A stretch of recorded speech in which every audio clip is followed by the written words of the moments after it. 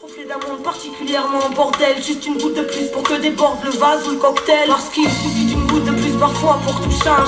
Rééquilibrer, faire basculer, pas besoin de beaucoup de change. Juste du goutte à goutte avant que le sablier ne se vide. Limpidement le temps s'écoule et la raison ordonne de fuir vite. Le cœur dit de se battre, et même si c'est trop tard, dignement allons-y pour le geste. Et pour que nos idéaux partent rejoindre le ciel, qu'on en reçoive les pluies. Juste une goutte pour chacun, une goutte qui suffirait à remplir chaque cœur. Même si le temps écrit tristesse, on aperçoit la lumière au loin. L'impératrice mélangeant calme et ivresse qui goutte à goutte nourrit lorsqu'on s'en approche. Loin de cette maudite flaque reflète une époque atroce. Une lumière qui semble être la source qui se déverse dans les cœurs pleins d'espoir et qui fait fondre la frousse. Que la vie nous donne le courage de ne plus voiler la face. Une goutte de grande compassion, juste une goutte qui soulage. Je suis une goutte de plus noyée dans l'océan qui sait qu'à nous tous on pourrait faire plein de vagues et tout éclaboussé, poussé par un vent de sagesse émanant du ciel. Un peu plus de foi, la mienne, elle m'a rendu sienne. Que chaque maillon se ressoude et reconstitue la chaîne. Et si ce monde veut notre peau, gardons l'esprit et la chair, on y arrivera. Même si le mal est bien important, parce qu'on est tous une goutte de plus et que chaque goutte est importante. Donc pour résumer,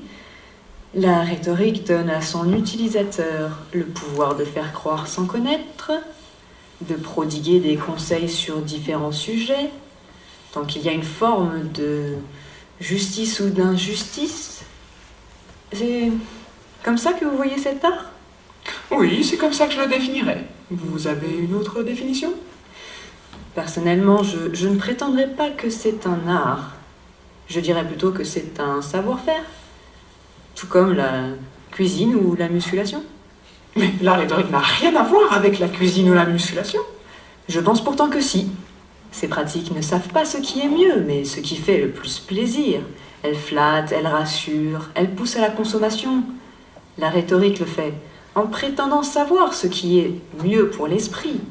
Mais c'est à mon avis de la manipulation. La cuisine remplit et épaissit les corps jusqu'à atrophier les muscles au lieu de bien les nourrir. Et puis, la musculation, elle donne pour but de sculpter le corps, de tendre vers une image, et non de renforcer la puissance physique et le bien-être. Si je comprends bien ce que vous dites...